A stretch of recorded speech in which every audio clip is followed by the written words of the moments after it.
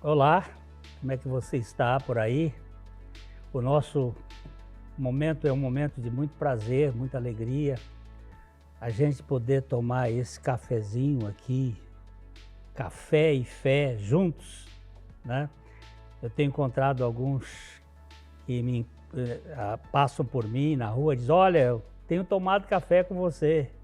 E é muito bom saber que você está participando, é uma alegria para nós ter esses rapport, essas respostas, e o nosso objetivo é realmente não é outro senão falar daquilo que traz esperança para as pessoas, que é o Evangelho de Jesus Cristo. O Evangelho do Deus que se encarnou, que habitou entre gente, que transpirou ser gente adequada nesse mundo, porque nós somos tão cheios de falhas e de defeitos, e um Deus que é perfeito e que está conosco e que muda a nossa maneira de viver é realmente fantástico. Os links das nossas redes sociais estão aí nas telas dos seus aplicativos, dos seus aparelhos, sua televisão, para que você possa conhecer mais do nosso material, para que você possa também participar. Eu tenho recebido algumas perguntas, algumas motivações para falar sobre alguns temas. Eu tenho procurado aqui estudar sobre isso para tentar dar alguma resposta. E você é sempre considerado por nós um aliado, um parceiro, para que, tanto no sentido da divulgação, você pode fazer isto nos ajudando que outros conheçam esse material. Também você pode estar junto conosco, intercedendo, orando, para que o Senhor nos capacite, nos dê portas abertas para pregar o Evangelho. E também você pode contribuir, se for o caso, para que o programa tenha sustentação. Nós vamos para um pequeno intervalo, onde teremos um momento de meditação e já volto.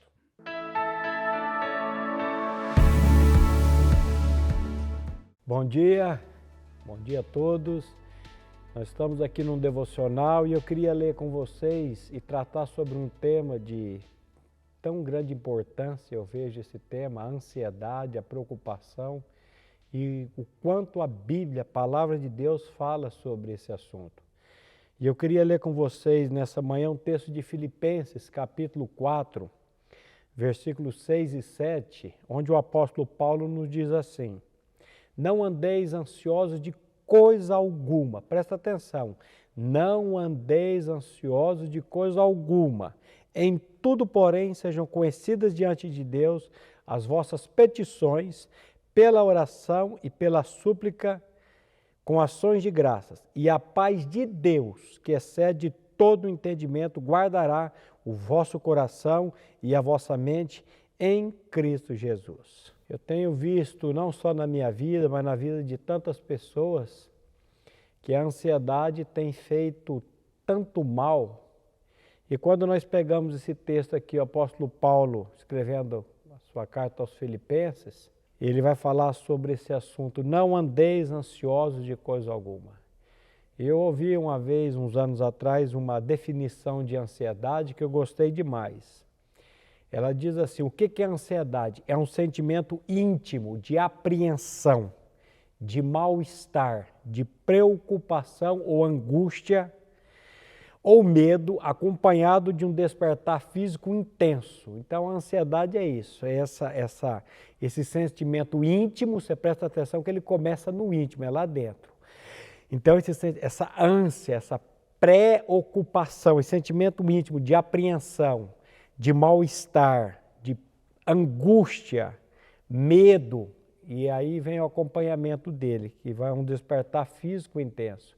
Porque você vai descobrir hoje que a ansiedade ela está muito ligada à nossa mente. Hoje um bom médico vai falar sobre as doenças psicossomáticas. O que é uma doença psicossomática? É uma doença que antes dela acontecer no meu corpo, ela começa na minha mente, com minhas ansiedades, com os meus medos, com as minhas preocupações. Então essa definição de ansiedade para mim aqui eu acho maravilhosa. E algumas pessoas chegam a dizer que a ansiedade é o mal do século XXI, é o mal do nosso tempo. Mas aí a gente precisa olhar essa carta de Paulo aos Filipenses, quando o apóstolo Paulo a escreveu, ele escreveu no ano 53, no ano 58 depois de Cristo, e ele já está tratando sobre esse assunto, ansiedade e preocupação. É uma das cartas que Paulo escreveu na prisão. Aliás, o apóstolo Paulo escreveu 4 cartas na prisão. Nessa carta ele vai tratar sobre os ladrões da alegria. Ele vai falar sobre os 4 ladrões da alegria. A carta de Paulo aos Filipenses é uma carta ela tem um conteúdo muito sólido, um conteúdo muito maravilhoso, porque nessa carta vai aparecer 19 vezes a palavra alegria. O apóstolo Paulo está preso, o apóstolo Paulo sabe que vai morrer por decapitação e ele escreve uma carta que transpira alegria. E tem um estudioso chamado Warren Wiersbe, ele fala dos 4 ladrões da alegria de Filipenses. Ele vai falar que o primeiro ladrão da alegria do capítulo 1 de Filipenses são as circunstâncias das nossas vidas que nós não conseguimos controlar. O capítulo 2 ele vai falar das pessoas que roubam a nossa alegria. O capítulo 3 ele vai falar das coisas. E no capítulo 4 ele vai falar da ansiedade, da preocupação. Então nós precisamos aprender em Deus a não andar ansiosos e preocupados. Que o Senhor dê a vocês e também a mim, essa sobriedade de podermos olhar somente para Jesus, o autor e consumador da fé, porque somente nele nós vamos encontrar paz e descanso para as nossas vidas.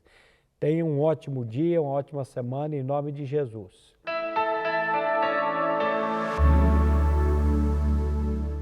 Ótica Higienópolis. Há 35 anos no mercado óptico de Londrina, sempre com novidades em produtos e tecnologia. Nossa equipe está preparada para dar uma verdadeira consultoria, facilitando a escolha de seus óculos para correção ou proteção solar. Ajuste de óculos personalizados, respeitando o conforto e anatomia do seu rosto. Ótica Higienópolis. Avenida Higienópolis, 346, em Londrina.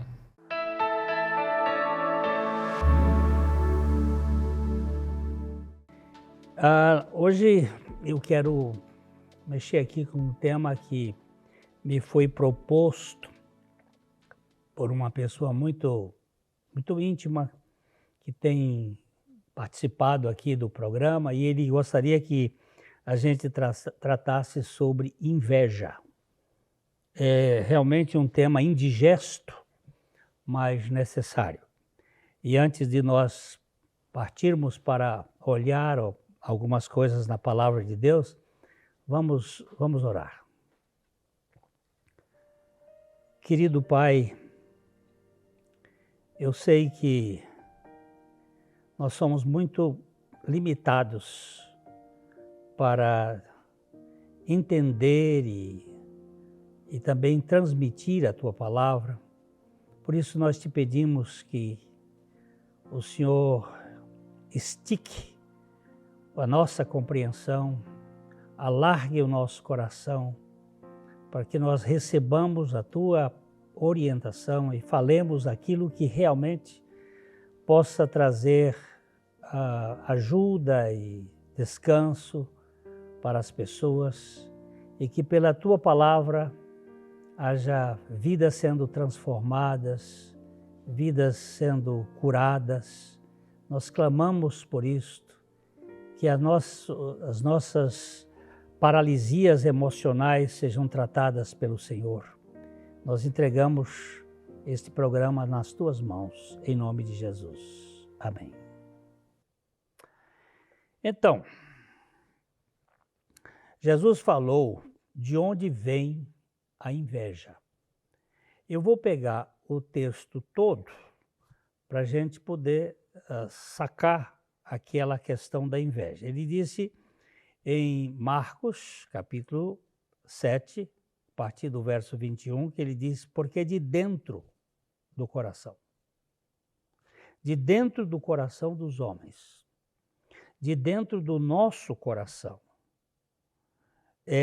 que procedem, então, os maus desígnios, a prostituição, os furtos, os homicídios, os adultérios, a avareza, as malícias, o dolo, a lascívia, a inveja, a blasfêmia, a soberba e a loucura. Engraçado que deu 13. É um número bem enigmático, né? São 13 realidades que saem de dentro do nosso coração. Não vem de fora. E aqui ele usa a palavra inveja, né? Inveja. Essa palavra, na língua grega, ela significa oftalmos poneros. Oftalmos é olho, oftalmologia, olho. E poneros é maligno, é olho do maligno. Por isso que o povo normalmente chama do invejoso de seca-pimenteira, olho mau, olho ruim. Pois é, um grande escritor do século XIX, chamado William Plumer, ele diz assim, não existe paixão pior do que a inveja. Não existe. E o salmista Davi, ele faz uma indagação poética. Por que olhais com inveja, ó montes elevados? Por que olhais com inveja o monte de Deus, que Deus escolheu para a sua habitação? O Senhor habitará nele para sempre. Esse é o Salmo 86, 16. O poeta sacro aqui, ele se refere ao Monte Hermon. A cordilheira do Monte Hermon, que é o monte mais alto da região. Ele está a quase 3.000 metros acima do nível do mar. E é um monte muito alto que passa por cima de toda aquela região. E lá embaixo, em Jerusalém, tem um montículo, que é o Monte Sião, que foi escolhido por Deus para ser a sua habitação e o trono do seu governo. Então, o salmista aqui, ele usa a figura geográfica para dizer assim, por que olhais com inveja, ó montes elevados, o monte de Deus, que Deus escolheu para a sua habitação? É muito forte isso, porque o monte não pensa, mas ele está falando aqui em termos de pessoas, aqueles que se acham grandes, e Deus escolhe às vezes gente muito pequena para revelar a sua grandeza. A inveja, por exemplo, invejar outras pessoas pode destruir o seu próprio chamamento, isso dentro do campo da vida espiritual. Alguém disse que se inveja fosse febre, todo mundo estaria doente, porque nós sofremos com esse assunto. Eu não sei se você sofre, mas às vezes eu vejo, eu gosto de escrever, eu tenho alguns livros escritos, mas às vezes quando eu vejo um escritor que sabe escrever muito bem, eu olho e digo, eu podia ter essa capacidade de escrever assim.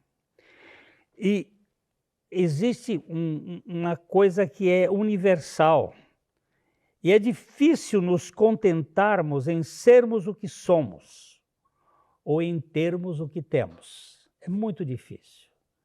Eu olho para o outro que tem alguma coisa melhor do que eu e eu fico com o invidere, com inveja, vendo o que eu não tenho e vendo o que o outro tem, eu me torno absolutamente insuportável. Então, é muito forte isto. Tem um provérbio também que diz que o quintal do vizinho é sempre mais verde. A gente fica olhando e sente essa questão da inveja. Então, conta uma lenda que certa vez a serpente começou a perseguir o vagalume. Ele fugia rápido, com medo da feroz predadora, e ele ia voando de um lado para o outro, e a serpente não parava e querendo pegá-lo todo o tempo. O vagalume fugiu o primeiro dia, e fugiu o segundo dia, e no terceiro dia ele estava cansado e as forças estavam se esvaindo, e o vagalume parou e disse à serpente: eu posso te fazer 3 perguntas? E ela disse: eu não costumo abrir precedentes para ninguém, mas já que eu vou te devorar mesmo, pode fazer as perguntas. Então ele disse o seguinte: pertenço à sua cadeia alimentar? Não, respondeu a cobra. Eu já te fiz algum mal? Não, continuou ela. Então por que você quer me devorar? Por que você quer me destruir? Porque eu não posso suportar ver você brilhar. Simplesmente assim. Eu não tenho essa qualidade. Esse é o problema por trás da inveja.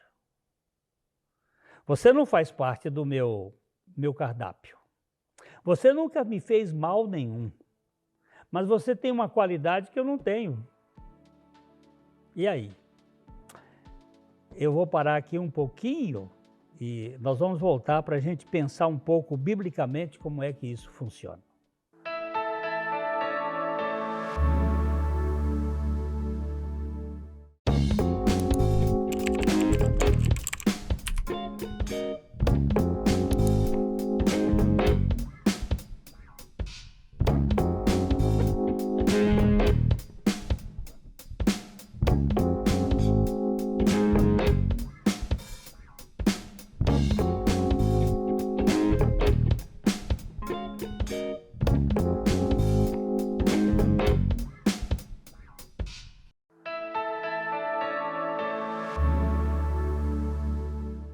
Então, a inveja, ela é endêmica, ela está dentro do coração humano, ela penetra por todos os segmentos sociais, e como nós estávamos vendo ali, o Monte Hermon, ele não podia aceitar, dentro da figura poética do salmista, que o montículo de Sião, insignificante, tenha sido escolhido por Deus para ser a sua habitação.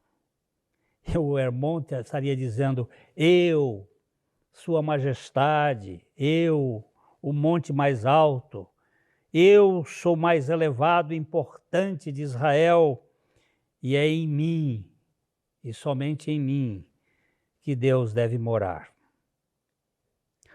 O apóstolo Paulo, ele fala na carta aos Coríntios, ele faz uma série de comparações, porque a questão da grandeza do mundo e a grandeza religiosa é muito forte. Os escribas, os filósofos, os homens que se colocam numa posição mais elevada como detentores dos mistérios de Deus, como donos de um conhecimento que vai mostrar a importância, isto toma conta da gente. E ele falando aos crentes, ele disse, irmãos, considerem a vocação de vocês.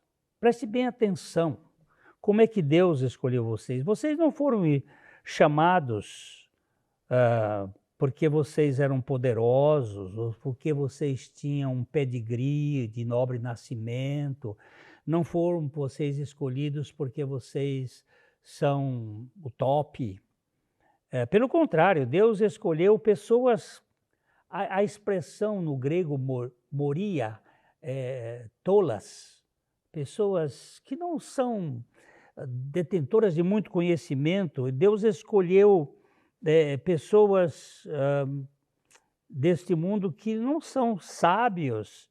Ele escolheu pessoas que são simples, são fracas, que não são tão poderosas. Por que será que ele fez isto? Porque Deus quer confundir aquilo que parece ser por aquilo que vai ser nele. Então, Deus escolhe pessoas que o mundo se envergonha, mas que ele vai dar todo sentido a essas pessoas. Deus escolheu as pessoas humildes do mundo, as desprezadas, aquelas que não são, para reduzir a nada as que são, a fim de que ninguém se glorie ou se vanglorie na presença de Deus. Por que ele escolheu o Monte Sião e não o Monte Hermon? Para tirar de toda esta empáfia que nós ganhamos lá no pecado. O que nós ganhamos no pecado? O veneno da serpente. Qual é o veneno da serpente? Vocês serão deuses, vocês serão autossuficientes, vocês serão onipotentes. É esta a proposta da serpente para nós. Então nós somos teomânicos. É uma palavra que eu gosto de aplicá-la porque é uma mania de querer ser Deus, uma mania de querer ter o controle do leme. Isso aqui sou eu que faço. Agora, o Salmo, aliás, Provérbios, capítulo 27, 4, ele diz o seguinte: cruel é o furor, impetuosa é a ira, mas quem pode resistir à inveja? O que ele quer dizer com isso aqui? Um sujeito furioso, ele é muito cruel. Ele vai em cima, ele bate. Você vê as brigas do trânsito, muitas delas são puramente de furor do momento, porque alguém passou na frente, porque atrapalhou ele e ele sai dali furioso. A ira é impetuosa, mas ele usa uma expressão aqui, mas quem pode resistir à inveja? Porque a inveja, ela é lenta. A inveja é calma. A inveja, ela você não percebe. Você convive com o invejoso e ele está lhe consumindo. Ele está tirando a sua energia. Ele está removendo de você a sua força. Eu percebo isso. Às vezes, quando eu estou num ambiente conversando com alguém que está sabendo, ele é muito invejoso, eu saio daquele local exaurido, porque ele no olhar, nas palavras, nos gestos, ele está consumindo você. E a inveja é o pior, é muito pior do que o furor e do que a ira, porque ela vem disfarçada, mas consome o objeto da sua inveja, daquele que ele inveja. Ele vai consumindo. A minha mãe, ela contava para a gente um provérbio português que diz assim: o invejoso nunca medrou, nem quem perto dele morou. O verbo medrar é o verbo prosperar. O invejoso não prospera e nem quem mora perto dele. É bom ficar mais longe, não conviver com esta pessoa, porque ele tem um sentimento de dominação lenta. Eu vou contar para vocês aqui, nós tínhamos um canteiro de violetas numa casa que nós moramos aqui em Londrina, mas uma coisa mais linda. E um dia chegou uma senhora que era amiga da moça que trabalhava conosco, e ela olhou para aquela floreira e ela passou a mão assim, mas que coisa linda! E no outro dia, se eu não visse, eu diria que era história de ouvir dizer de gente. No outro dia estava tudo seca. Não tinha uma violeta viva. O que é isto? Que força hiperestésica é esta? Que força kundalínica, como para dizer aí a respeito desses estudos, é a inveja. O invejoso, ele é tirânico e ele é sutil, às vezes que coisa linda, né? Ele elogia você, mas querendo tirar de você aquilo que você adquiriu. Você tenha cuidado. O invejoso, ele é muito astuto e ele gosta de elogiar as pessoas. Aquilo que o povo chama de puxa-saco, né? Fazer aquela coisa toda, ele é terrível nessa história. Aliás, se eu contar uma outra história aqui, que às vezes as historinhas ajudam, né? O corvo achou um queijo e subiu na árvore, estava com um pedaço de queijo no bico, e a raposa olhou e invejou aquele pedaço de queijo, e ela chegou para perto, debaixo da árvore, sem olhar para cima. Assim ela diz: "Oh, que ave mais linda na floresta! Eu nunca vi penas tão lustrosas e tão bonitas quanto estas. Oh, que animal mais lindo! Poderia ser o rei das aves na floresta. Ele só precisa cantar." O pobre corvo, lisonjeado, bajulado, abriu o bico e crá! Caiu o queijo e a raposa comeu. Cuidado com isto, que isso é parte do sistema invejoso deste mundo. A inveja tortura as afeições, incomoda a mente, inflama o sangue, corrompe o coração, devasta o espírito e assim se torna ao mesmo tempo torturadora do outro e carrasco daquele que a alimenta. É uma desgraça. São Crisóstomo, um dos pais da igreja, um dos santos da igreja passado, ele diz: assim como a traça corrói a roupa, a inveja consome o homem. Deus, por misericórdia, se sai do meu coração, erradica o meu coração, troca o meu coração, muda o meu coração, para que dele proceda de fato uma realidade esperançosa, uma realidade maravilhosa da vida de Cristo. Este é o propósito desse Café e Fé, desse programa, é que você e eu sejamos regenerados, transformados de pessoas dominadas pela inveja para aqueles que são recipientes da vida de Cristo. Fica aqui o meu abraço de sempre, aquele abraço de coração para coração, e até o próximo encontro, se o Senhor assim permitir. Até lá.